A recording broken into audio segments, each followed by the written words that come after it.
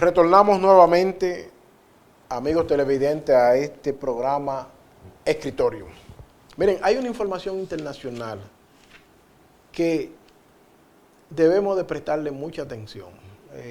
La fuente es el Fondo Monetario Internacional, que concluyó su misión de consulta de revisión de la situación económica de Haití. Y una de las conclusiones de ese organismo internacional es que el vecino país vive una situación de crisis económica y social sin precedentes. Escúchese bien, una situación económica y social sin precedentes. Para el 2019 se espera que Haití tenga un decrecimiento negativo o un crecimiento negativo de menos 1.2%. Óigase bien, menos 1.2%. Esto significa que la economía no va a crecer, que va a seguir decreciendo. ¿Y qué significa esto para la economía haitiana? Y no solamente para la haitiana, sino para los dominicanos, porque los dominicanos no podemos vivir de espalda a Haití por una serie de situaciones y de hechos históricas. Tenemos una frontera común, por cierto, muy porosa, a pesar de todos los esfuerzos de las autoridades por impedir las entradas de ilegales, pero tenemos una frontera de aproximadamente terrestre y marítima de aproximadamente 370 y pico de kilómetros, que necesariamente a lo largo de todos esos kilómetros necesariamente no hay un guardia, no hay un vigilante, es decir, la gente va y viene sin que sea notado, pero hay que reconocer de que por los puestos claves fronterizos, las autoridades se mantienen en vigilancia y constantemente hacen operativos de apresamiento, detectan drogas, detectan la comisión de el tráfico de armas, etcétera. Sin embargo, esta situación económica que padece el vecino país podría repercutir también negativamente en suelos dominicanos, en la patria dominicana. Recuérdense que mientras menos actividad económica hay menos capacidad para importar, para crear riquezas. Y gran parte de la demanda de productos agrícolas y en cierta medida los productos aquí industrializados que vende o que fabrica el país, en Haití se depende mucho de eso. Si no hay muchos recursos, pues no se podrá siguiendo haciendo esas importaciones de allá. Entonces, ¿qué ocurre? Ahora mismo la situación política de Haití es prácticamente explosiva. El presidente Juvenal Moïse se encuentra en una situación prácticamente a la deriva, en donde la población entera le ha pedido que renuncie y se mantiene la población entera en las calles exigiendo su renuncia. Uno no sabe, hasta ahora él ha resistido estos embates de manera, diríamos, fuerte, se ha anclado bien, y los vientos, por más que los vientos y el oleaje, por más que lo meneen, parecen que no van a impedir que el barco, que él renuncie, ¿no? Que el barco levante ancla y se vaya. Parece que el presidente Moïse no está en disposición de renunciar, por lo que se ve, ¿no? Ya en otras condiciones otro mandatario hubiera ya marcado su mutiz, su salida. Entonces, las masas haitianas se mantienen movilizándose prácticamente de día y de noche. No sabemos cómo va a parar esto. Pero sí, nosotros, es una señal para que nosotros fortalezcamos, vamos a llamarlo así, la línea fronteriza, porque la gente cuando está buscando comida, cuando está buscando agua, pues migra a otro pueblo. Y nosotros pudiéramos tener una situación de una inmigración, si siguen los problemas en Haití, pudiéramos tener una inmigración forzosa, masiva, de ciudadanos haitianos que crucen hacia este país en búsqueda de mejor suerte.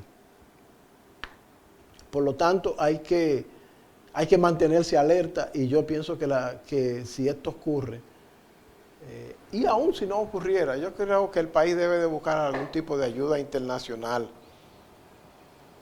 para que le den asesoría sobre un manejo de una situación así, para que no solamente sea impuesta la salida militar como estamos acostumbrados, sino que se le dé la oportunidad de que el país pueda contribuir a aliviar un poco en algo esta situación de prácticamente hambruna que hay en Haití. Se recuerda que el terremoto que afectó hace varios años Haití, el aeropuerto María Monté, ubicado en Barahona, sirvió de puente aéreo para la gran cantidad de ayuda que recibió Haití. Ahí llegaban los aviones porque el aeropuerto de Puerto Príncipe quedó prácticamente destruido. Y desde aquí era más fácil, desde el aeropuerto María Montés, hacer el operativo de distribución por la frontera sur para llevar la ayuda a Haití. De manera que hay que estar preparado para esto y mantener los ojos bien abiertos, porque eso pudiera ocurrir una presencia masiva de haitianos en el país y nosotros no estar preparados para eso, no tener los recursos necesarios para atender los reclamos de una población de inmigrantes, así, de improviso, como pudiera ocurrir y como ha ocurrido en otras oportunidades. Mire, siguen la denuncia y cuestionamiento al candidato presidencial del Partido de la Liberación Dominicana, el señor Gonzalo Castillo. Hoy fue el expresidente de la Cámara de Diputados, Rubén Maldonado, quien solicitó a la justicia dominicana que investigue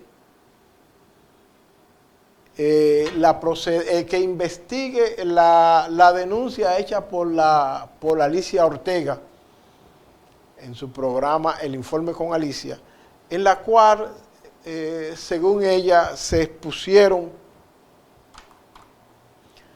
en el país se malgastaron o se entregaron órdenes de compra de asfalto para el Programa Nacional de Asfalto por más de 11,000 millones de pesos sin que esto se llevara a cabo de la manera más clara, como exigen los reglamentos y las leyes del país. Entonces, hoy fue el diputado Rubén Maldonado que ha solicitado que se haga una investigación al candidato presidencial Gonzalo Castillo por eso, para ver y determinar si ahí hubo algún tipo de manejo doloso que pudiera afectar mucho al país. Hay quienes han reaccionado ante esta petición, no solamente de Maldonado, sino de otros sectores de la sociedad, de que se está haciendo política con eso, y no es verdad a mi modo de ver. Lo que se está pidiendo es claridad. Porque los recursos del Estado no pueden ser manejados de una forma tan alegre de que no se sepa y de que las autoridades no quieran darle explicación de cómo lo manejaron. Ya la época en que se hacían situaciones anormales, se hacían situaciones anormales en el país sin que el pueblo o la población dominicana pudiera reclamarlo, pudiera reclamar seriedad. Esos tiempos ya han pasado y las autoridades deben de saber que vivimos en otra época, en una época de la inteligencia artificial, en una época de la revolución informática, en una época en que la información corre a una velocidad tan rápida que la información prácticamente es tan rápida que recorre en pocos minutos el globo terráqueo. Óigase bien, en pocos minutos una información recorre el globo terráqueo. Entonces, las autoridades no pueden decir que porque se les exija explicaciones sobre determinados hechos, sobre determinados manejos de recursos del Estado, se está cometiendo un pecado, se está cometiendo un desaguisado. Por eso, la población dominicana, las organizaciones de la sociedad civil, los partidos políticos, tienen el pleno derecho de exigirle a las autoridades que esclarezcan este hecho, que lo pongan en blanco y negro, que le digan quiénes fueron las personas que habrían sido beneficiadas con estos programas y determinar si realmente esa cantidad de dinero no fue desviada hacia otros cursos, hacia otros litorales.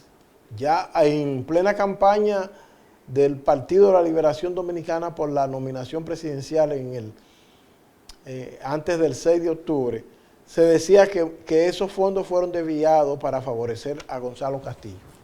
Yo no sé si es cierto o si es falso o lo que sea. Pero sí entiendo que las autoridades deben de fijar posición sobre eso. Deben de hablar sobre eso y decir realmente qué ocurrió ahí. ¿Por qué? Porque es la nación que se lo está exigiendo.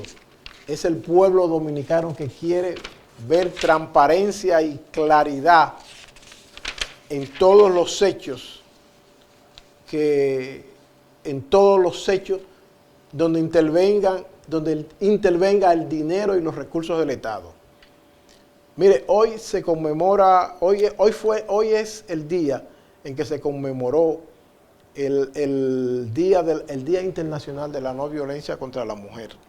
Un día que fue instituido por las Naciones Unidas en reconocimiento o en homenaje al asesinato de las hermanas Mirabal en 1960, cuando de la ciudad de Moca se trasladaban a Puerto Plata para ver a sus esposos que estaban resguardados en una de las ergástulas de la tiranía trujillista. Pues Patria, María y Teresa y el señor que la condujo hacia allá, que le fue conduciendo el vehículo donde se desplazaban, el señor Rufino de la Cruz, que también era un militante antitrujillista, y hay que hacer justicia con Rufino de la Cruz, porque algunas personas dicen, el chofer Rufino de la Cruz, era chofer ciertamente, pero era un hombre integrado a las luchas en contra de la tiranía trujillista, y aparte de eso, un hombre de mucho valor, porque en esa época hacer eso había que tener, como decía el poeta, los órganos sombríos, grande, grande, grande como la bolita del mundo. Eso decía el poeta Ramón Francisco en su poema Patria Montonera, que me vino a la memoria ahora. Pues hoy, Día Internacional de la No Violencia contra la Mujer, ayer, el movimiento feminista y otras organizaciones realizaron una multitudinaria marcha que recorrió varias cuadras de la capital dominicana desde la avenida Winston Churchill, la avenida Jiménez Moya, comandante Enrique Jiménez Moya, hasta llegar a la explanada frontal del Congreso Nacional, donde realizaron un acto lírico-cultural con la intervención de varios artistas y leyeron un manifiesto pidiendo a las autoridades el cese de los crímenes y la violencia contra la mujer, pidiéndole al Ministerio Público, a la justicia, que sea más efectiva con aquellos que han cometido ese tipo de delito. Pues hoy, nada más y nada menos, hoy, que muchos pensábamos que no se iba a registrar un acto de violencia contra una dama, contra una femina, pero no fue así. En Nagua, una mujer de 44 años de edad, llamada Katia Altagracia Acosta Moquea, mejor conocida como La Flaca, pues recibió, óigase bien esto, recibió 16 puñaladas de un señor que se conoce como Crispén Ferreira, mejor conocido como Junior. Pero óigase bien, este señor tuvo el tupé de asestarle 16 puñaladas a esa mujer. Esto más que un acto de cobardía, es un bochorno, una vergüenza. A una persona indefensa, usted hacerle eso, no hay nada en el mundo que pueda justificar eso. Óigase bien, nada en el mundo que pueda justificar eso. Pues este hecho de violencia también ocupó durante el día de hoy las páginas de los periódicos, y nos resta decirle que ojalá la justicia dominicana recaiga sobre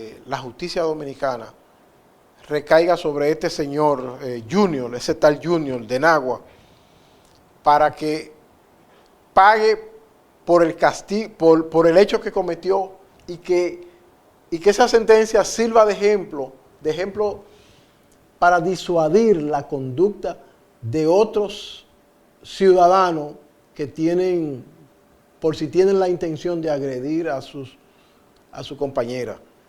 Con este comentario damos por finalizado esta edición de este subprograma Escritorio, el cual será reproducido esta noche a las 9 de la noche por Telecable Dominicano y Telecable de Claro por el canal 74. Mañana continuaremos con más comentarios.